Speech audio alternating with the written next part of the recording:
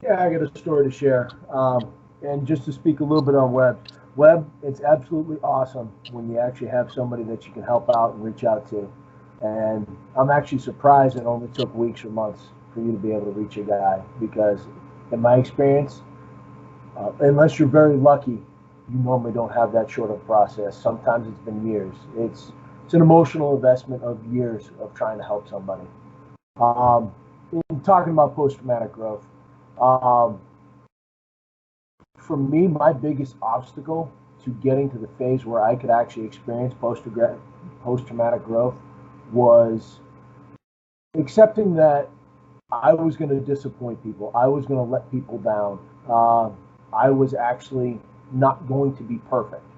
I was not going to be the EOD tech with the perfect answer every time, and everything was going to work out because life isn't initial success or total failure. Our job is, but life isn't. Um, and once I started accepting that and actually making my way um, to the point where mentally I could start helping people, then I actually started having growth. And once I realized that, hey, if you give somebody um, a 10% solution, it's better than giving them absolutely nothing. And just sitting there in your own little dark echo chamber where um, nobody understands what's going on in your own head. Nobody understands that, hey, um, I haven't had the success of helping people out. So I'm going to be mad about all these other things that I wind up blowing up about. And the other part of it is once you realize that not putting that 10% out there, hey, you might have a lot better solution than 10% solution. But I'm just saying that even if you don't make the effort, sometimes you miss, and sometimes you miss on really good opportunities. Um, and it might cost you a friend, it might cost you a brother. Um, and I can honestly say that I had that experience where there was a there was an EOD tech who he had a cry for help, and that cry for help was an attempted suicide.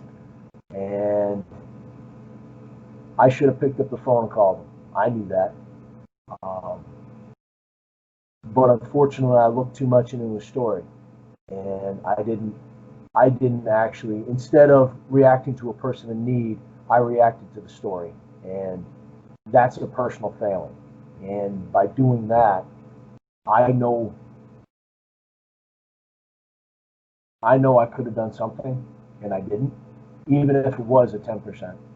And I've definitely worked to make up for that in the present, where I mean I've helped set up counseling at a local church.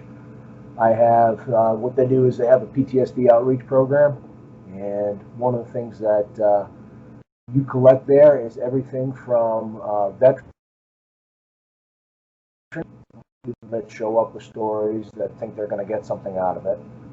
Um, and then you have your law enforcement individuals, you have your firefighters, and all these individuals that show up to these things. And they all have stories, and it's not the story that you're reacting to, it's the individual. And it's not for me to sit there and judge their story and say, oh, hey, look at all these holes in their story, and then none of this makes sense, and so I'm going to sit here and judge them. It's uh, I need to actually react to the person. I need to actually care about the person because obviously they're here for a reason, and most people don't go willingly into a PTSD counseling um, for no reason. They might hide the reason to begin with, but there's a lot of there's a lot of understanding and patience that you have to apply to it. And by working on that type of stuff, it's it helps you by having by working on that type of stuff where you're sitting there, you're listening to other people's stories, and you're not digging into the story. What you're doing is digging into the person, and you start to realize things about yourself. You can start actually building things for yourself, and it helps quite a bit. And you start to go into, well, you get a new phase of growth because of how you've helped somebody. One story where there was a young man who he was a security forces guy. He showed up at this veterans counseling group. He'd been booted out of the military after about 2.5 years, and there was a lot of confusion about his story and the story he was telling about doing special forces raids down over the border in Mexico.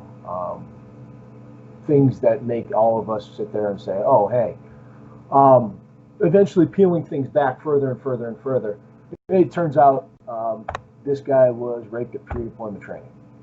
That was eventually where everything wound up, and he wound up actually getting the correct help and getting the correct everything that he needed. And so all these fantastic stories was his way of trying to justify himself for being at that type of group, for hanging out with your Vietnam veterans who are actually telling stories about how, well, this guy, he has an older gentleman, he's got survivor's guilt. He has survivor's guilt because his best friend jumped on his back during a mortar attack and saved his life. He has survivor's guilt about that. And if you listen to some of the stories that this guy has, it's pretty fantastic. And you understand that this guy, he still carries that guilt. I mean, this many years later. And so you have a kid that's at this type of event, and he's trying to make up a story, trying to get some counseling, and eventually you wind up getting to the real issue in a private session. And it's realizing that we don't need to be judging people by what they're saying immediately. Judge them by, well, like, hey, buddy, I can see you need help. I'm not going to sit here and try to argue your facts with you. It's not worth it at all. In 2010, right before I deployed with Webb this last time, I went to it was a free marriage counseling that was put on by it was the Army Chaplain Corps, and because I was in the National Guard at that point in time, I was able to attend it. It was a Strong Bonds marriage counseling. They offered it up to everybody that was deploying in the wing at that point in time, and there was probably there was quite a few pilots that were getting ready to move out the door, and then there was I think it was a bunch of their support troops through maintenance and in LRS that were also going to the same location as them. They were going on a awesome deployment to Europe, and at that point in time, I don't think I was ready to hear someone be disappointed in me. But one of the pilots stood up, and he looked at me, and he said, "I'm disappointed in you because I thought you were going to have better insights for how to deal with the stresses of surviving a deployment." And he said this to Lisa and myself while we're at a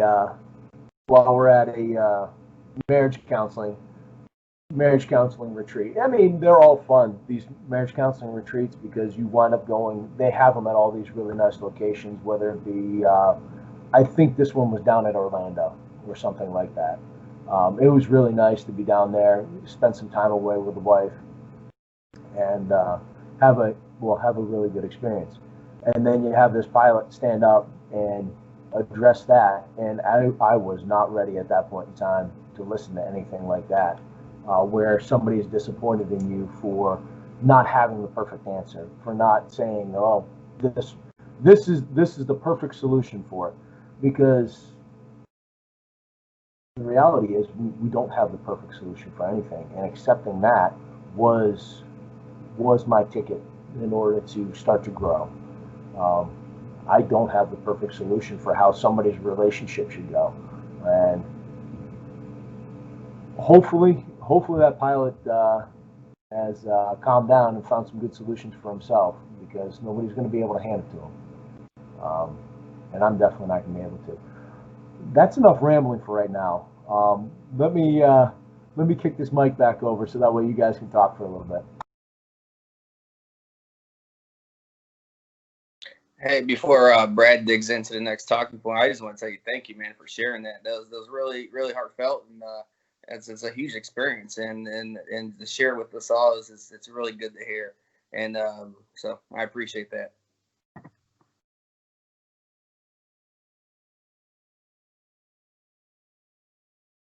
Yeah.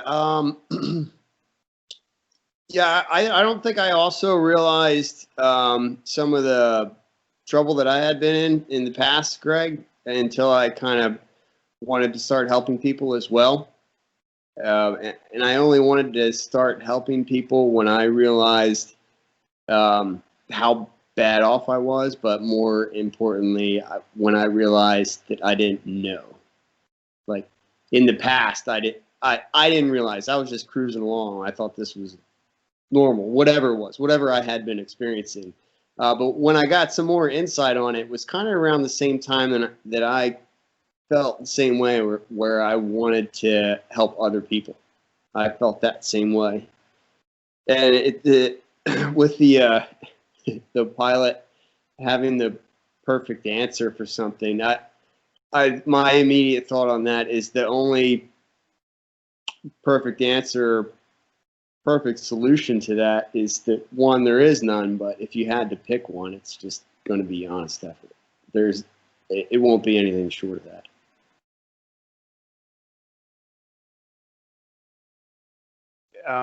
Speaking of perfect answers, it reminds me of flight chief at Kadena, Okinawa. You know, finally get to the pinnacle of your career, being a flight chief. I think it's the best job ever. But on the other hand, when someone comes to you with a problem and you don't have all the answers, that really does make you think for a minute, like shouldn't I? But I guess going along with some of the other things, going back to Josh Goldberg, and this podcast this morning was amazing. Everything's just tying in today. That how can we have the answers if we've never been trained ourselves? So at that time in the early 2000s, we didn't get a lot of training in this area. So when somebody comes to you and they share a deployment experience, they just got back and they watched their best friend die in combat, you know, all I had was just my training up to that point. Family, you know, my mom was amazing, empathetic. Growing up just with someone like that was helpful, because it allowed me to just do that, just listen, hug, and then get on the phone after the encounter and start working the phones. Like, how can I really bring some help to this person? But I think as we moved from those days, I think we did talk about it more, and I really feel like our community got a little better at responding to those questions. You know, what can I do? What should I be doing? How's this deployment going to affect my family?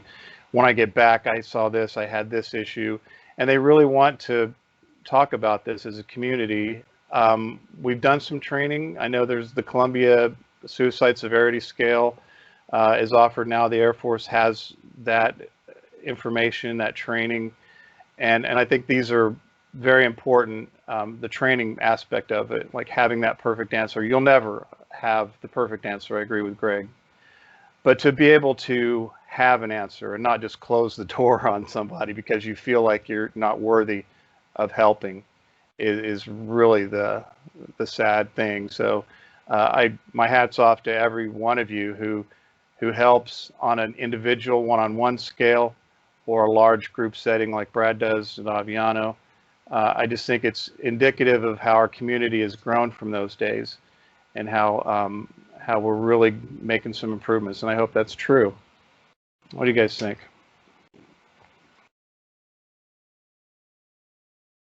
I think, like, man, back to Greg's story of talking about that security forces airman who eventually shared the truth, like that is strength right there. That has got to be so difficult, so challenging to share an experience like that, the actual truth of it.